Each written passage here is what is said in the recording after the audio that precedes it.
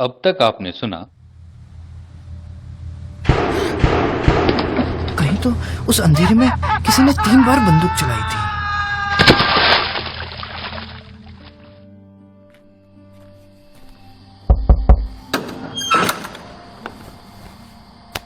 ये मेरे लिए एक बहुत ही खुशी की बात है कि मेरे घर विक्रम त्यागी जैसे होनहार शिकारी का आना हुआ।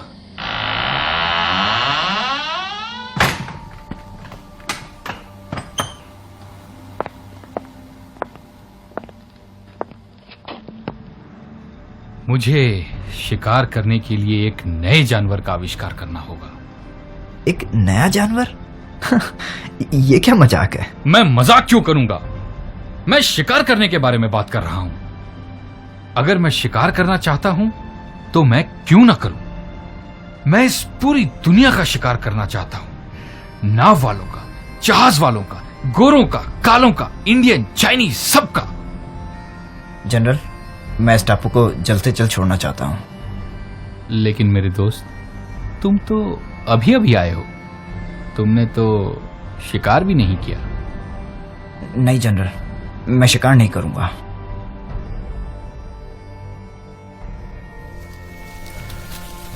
करीब 2 घंटे जंगल में रास्ता ढूंढने के बाद वह हांफते हुए बोला,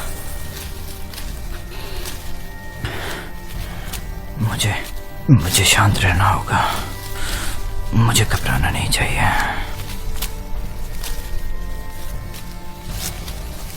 और वह 30 मीटर दूर जाकर एक पेड़ के पीछे छिप गया।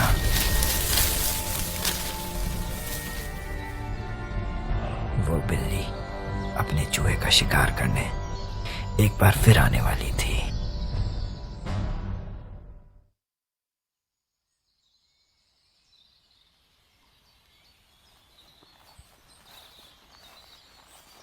उसी रास्ते पर एक कुत्ते की तरह सूंघता हुआ जनरल वासु एक बार फिर आया।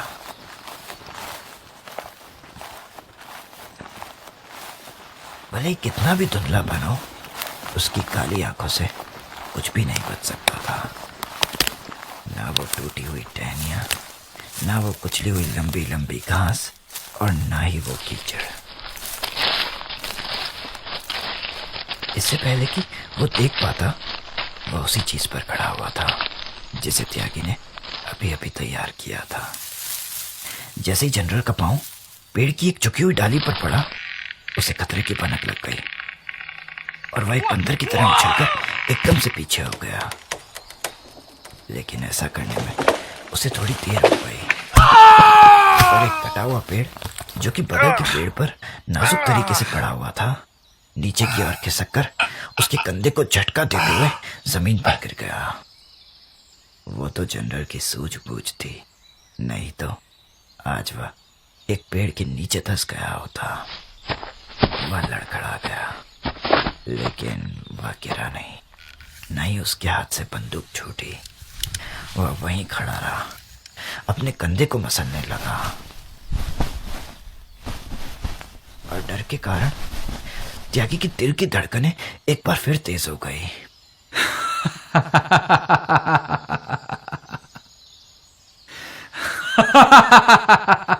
उसे जंगल में गूंजती हुई जनरल की हंसने की आवाज सुनाई दी। त्यागी, अगर तुम मुझे सुन सकते हो तो मैं तुम्हें बधाई देना चाहूंगा।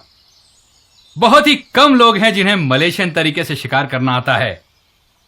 किस्मत से मैंने भी मलेशिया में शिकार किया है। मिस्टर त्यागी, तुम तो सच में अब बहुत ही दिलचस्प हो।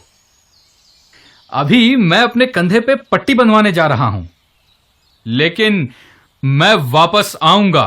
मैं जल्द ही वापस आऊंगा।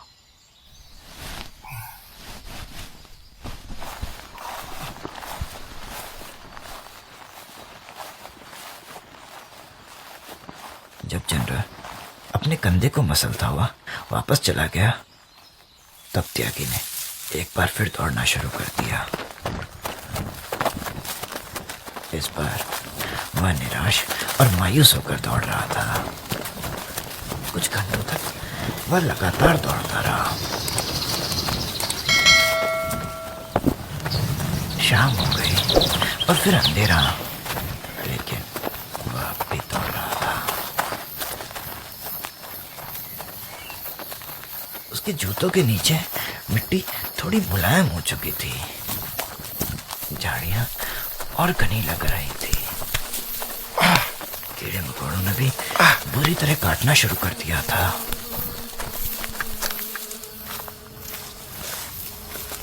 जैसे ही उसने एक कदम आगे बढ़ाया, उसका पांव दलदल में फंस गया। वह अपने पांव को पीछे की ओर खींचने लगा, लेकिन दलदल उसके पांव से इतनी बुरी तरह चिपक गई जैसे कि एक बहुत बड़ी जोंक हो।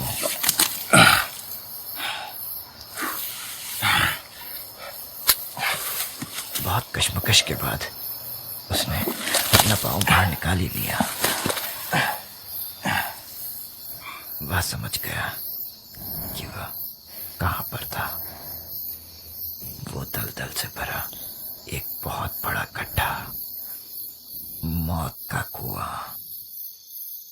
उसका शरीर एकदम सुन पड़ गया, जैसे उस अंधेरे में कोई उसकी नसों को छू रहा हो और उन्हें उसके शरीर से अलग करने की कोशिश कर रहा हो।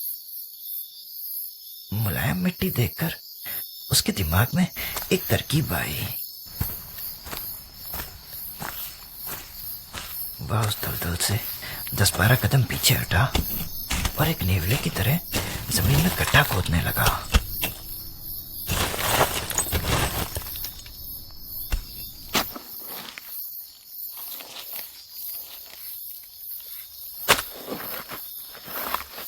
त्यागी ने जंग के समय छिपने के लिए कई बार गड्ढा खोदा था।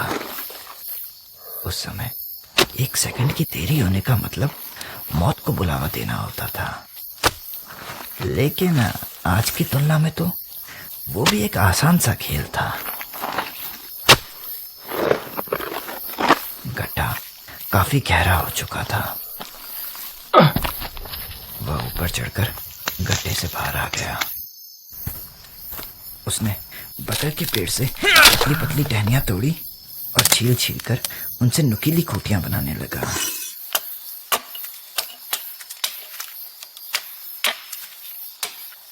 इन खूंटियों को उसने गड्ढे में इस तरह रख दिया कि उनका नुकीला हिस्सा ऊपर की तरफ रहे।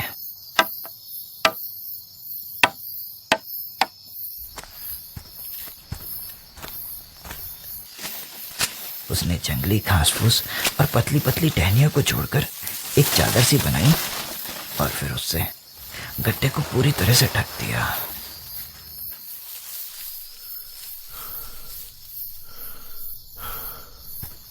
उसके बाद पसीने से तरबतर वह एक मोटे से पेड़ के पीछे गया और दुबक कर बैठ गया।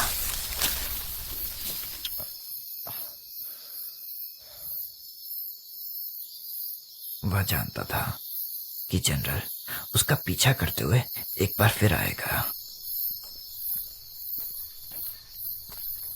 उसे उस मुलायम मिट्टी पर कदमों की आवाज सुनाई थी और रात की ठंडी हवा जनरल के सिगार की खुशबू को उसके करीब ले आई।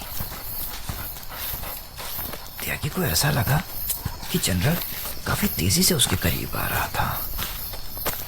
वो उसके एक एक कदम से ये पता नहीं कर पा रहा था कि वो किस तरफ से आ रहा था। हर एक मिनट साल भर के बराबर लगने लगा।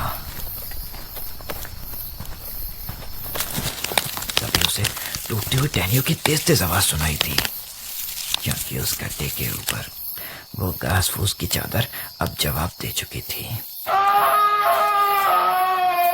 और फिर उसे दर्द से किसी की चीखने की आवाज सुनाई थी, क्योंकि वो नुकीली खूंटियां अपना काम कर चुकी थी। त्यागी खुशी में जोर जोर से चीखना चाहता था। वह उछलकर पेड़ के पीछे से बाहर आने लगा, लेकिन वह घबराकर एक बार फिर पीछे की ओर चला गया। गड्ढे से 3 फुट दूरी पर एक आदमी खड़ा हुआ था। उसने अपने हाथ में रोशनी के लिए एक टॉर्च पकड़ी हुई थी। त्यागी, तुमने तुमने बहुत ही शानदार तैयारी की थी। तुम्हारा ये गड्ढा मेरे सबसे शानदार कुत्ते की जान ले गया। तुम आज फिर जीत गए। मिस्टर त्यागी, मैं देखना चाहता हूं कि तुम मेरी पूरी ताकत का सामना कैसे करोगे। मैं अभी थोड़ा आराम करने के लिए घर जा रहा हूं। By the way, thank you for this dangerous game.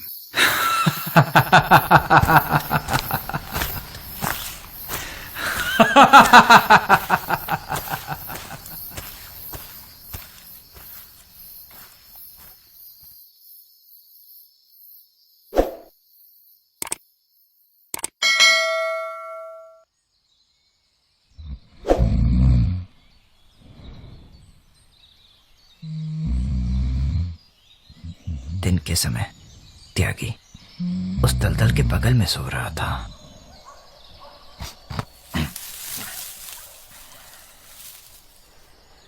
वह अचानक एक आवाज से जग गया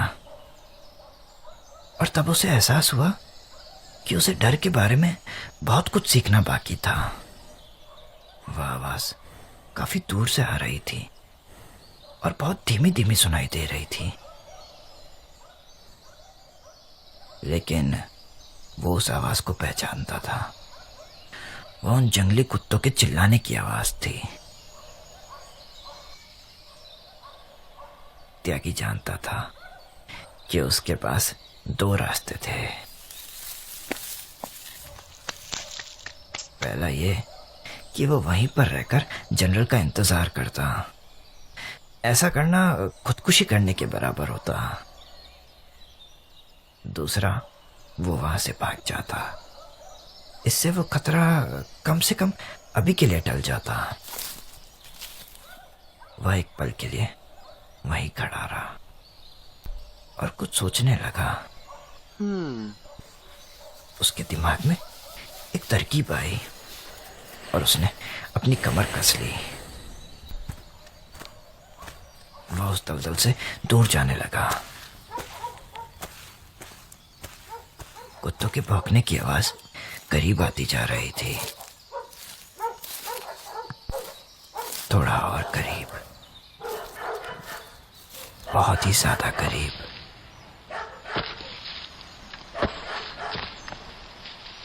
त्यागी एक पेड़ पर चढ़ गया।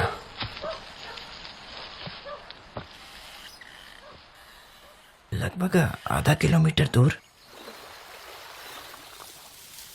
पानी के बगल में उसे झाड़ियां हिलती हुई दिखाई दी। आंखों पर जोर देने पर उसे जनरल वासु का पतला दुबला शरीर दिखाई दिया।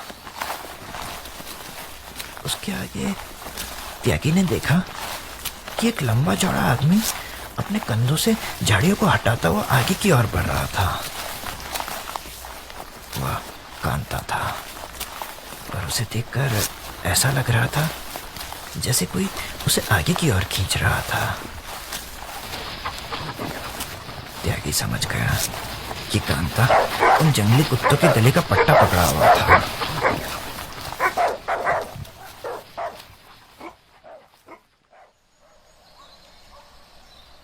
वो लोग किसी भी मिनट वहां पर आ सकते थे। उसका दिमाग पागलों की तरह काम करने लगा। उसे एक देसी तरकीब ध्यान आई जो उसने उगांडा में सीखी थी।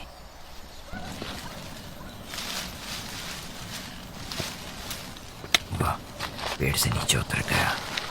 उसने एक पतली दुबली लचीली टहनी को पकड़ा और अपना चाकू उस पर बांध दिया।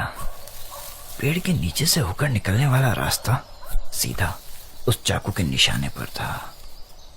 उसने उस टहनी को नाजुक तरीके से अंगूर की जंगली बेल से बांध दिया।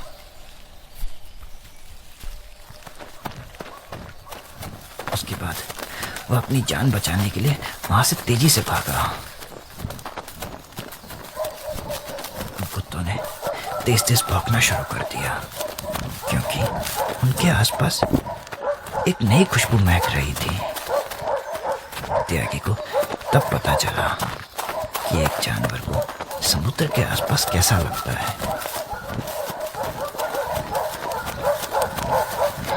उसे सांस लेने के लिए रुकना पड़ा। वो लचीली टहनी झटका खाकर एकदम से नीचे की ओर आई।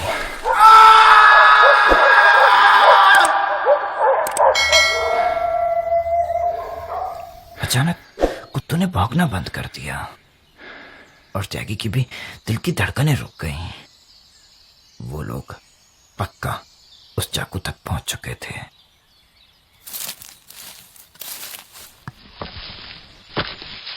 त्यागी बड़े जोश के साथ पेड़ पर चढ़ा और पीछे मुड़कर देखने लगा। उसका पीछा करने वाले वहीं रुक चुके थे, लेकिन त्यागी जिस उम्मीद के साथ पेड़ पर चढ़ा था वो खत्म हो चुकी थी, क्योंकि उसे उस घाटी में जनरल वासु अपने पांव पर खड़ा दिखाई दिया। लेकिन कांता वहां पर नहीं था। आखिरकार वो चाकू पूरी तरह बेकार नहीं गया।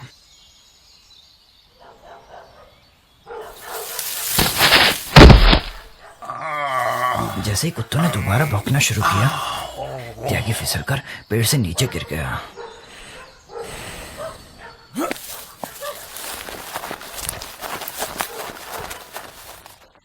वह अचानक इधर उधर भागने लगा। झाड़ियों के बीचों बीच उसे एक पतली सी गली दिखाई दी और गली की दूसरी ओर कुछ नीला नीला सा दिख रहा था। कुत्ते बहुत ही ज्यादा करीब आ चुके थे।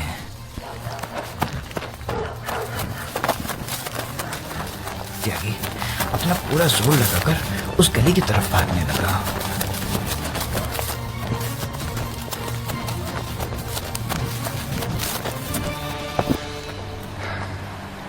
थोड़ी ही देर में वह वहां पर पहुंच गया। वह समुद्र का किनारा था। सामने वह उसी मनोज किले को देख पा रहा था। 20 फुट दूरी पर समुद्र तेज तेज गड़गड़ा रहा था। उसे कुछ समझ नहीं आ रहा था कि वह क्या करे। उसे कुत्तों की आवाज सुनाई दी।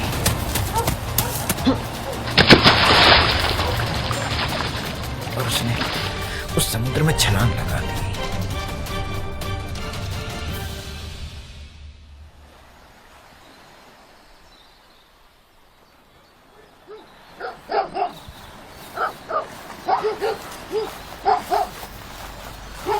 जब जनरल वासु और उसके कुत्ते समुद्र के किनारे पहुंचे तो जनरल वहीं रुक गया। कुछ मिनटों तक वह वहीं खड़ा समुद्र के नीले हरे पानी को ध्यान से देखता रहा।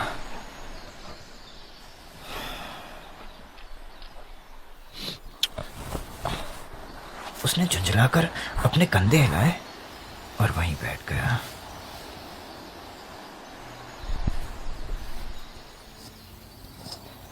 और फिर एक चांदी की बोतल से ब्रांडी निकाली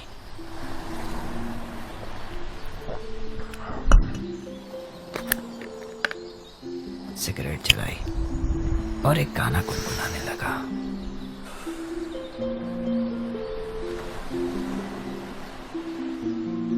तेरा छिप छिप कर मुझे गौर से देखना, तेरा पल पल मुझसे घबराना, तेरा मन ही मन मुझसे नफरत करना नहीं भूलूंगा मैं। जिंदगी भर याद रखूंगा मैं, जिंदगी भर याद रखूंगा।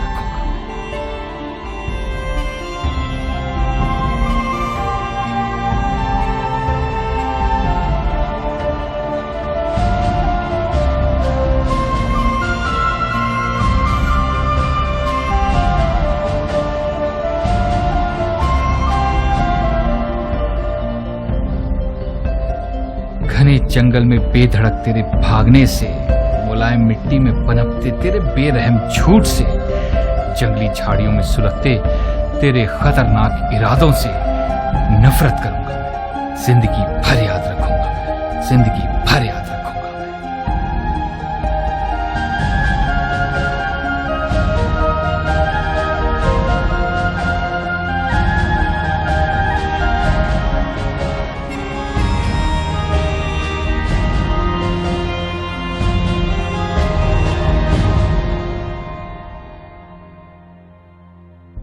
तेरा इस टापू से रुख मोड़ना, तेरा इस समुद्र से गले मिलना, तेरा पलट के फिर ना देखना नहीं माफ करूंगा मैं। जिंदगी भर याद रखूंगा मैं, जिंदगी भर याद रखूंगा मैं।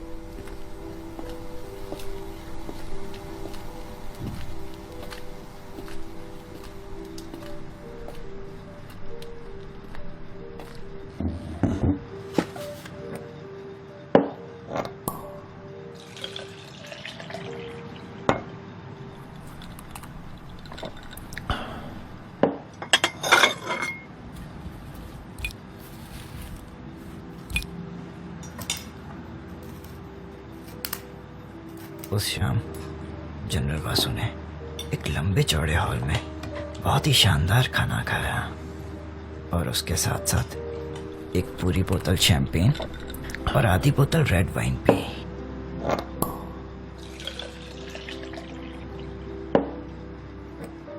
दो छोटी छोटी बातें उसे बार बार परेशान कर रही थी।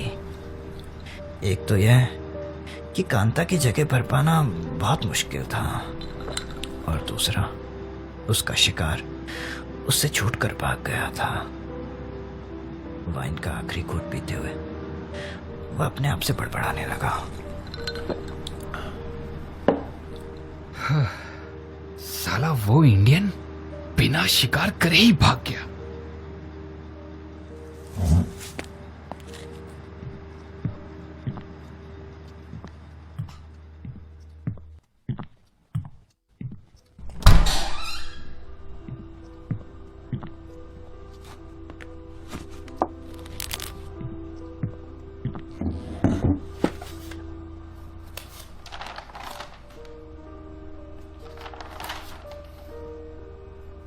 वह पुस्तकालय में गया और अपने आप को शांत करने के लिए भारत और श्रीलंका के बारे में पढ़ने लगा।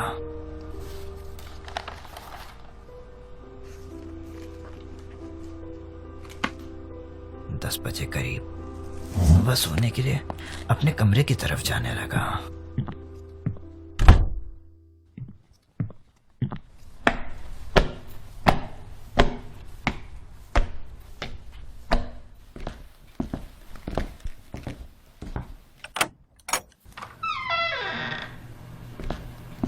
कमरा बंद करते हुए वह अपने आप से बोला, आज तो सच में बहुत ज्यादा ही थकान हो गई। कमरे में हल्की हल्की सी चांद की रोशनी आ रही थी, इसलिए वह कमरे की बत्ती जलाए बिना सीधा खिड़की की ओर गया और नीचे की तरफ देखने लगा। उसे बड़े बड़े काले कुत्ते दिखाई दिए। वह उनसे बोला, कोई ना दोस्तों, अगली बार पक्का। और फिर उसने कमरे की बत्ती जला दी। एक आदमी जो अब तक पर्दे के पीछे छुपा हुआ था वह अब उसके सामने खड़ा था। त्यागी, तुम यहां पर कैसे आ गए? जनरल, तैरकर जंगल में भागने की बजाय समुद्र में तैरना काफी तेज होता है।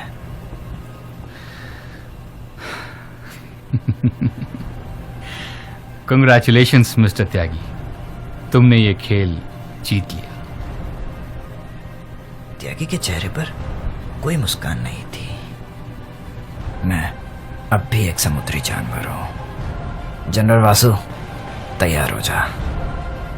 ओह, बहुत खूब।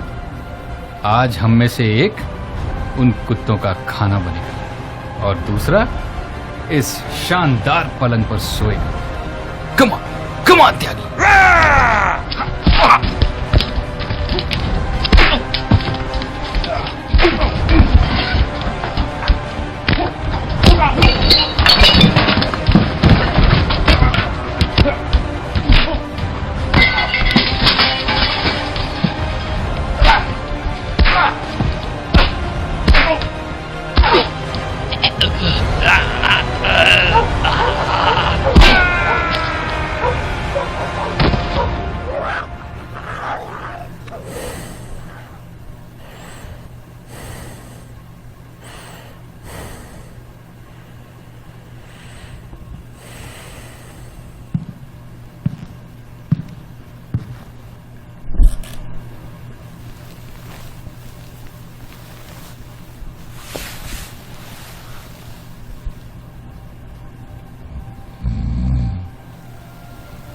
त्यागी, आज से पहले इतने शानदार पलंग पर नहीं सोया था।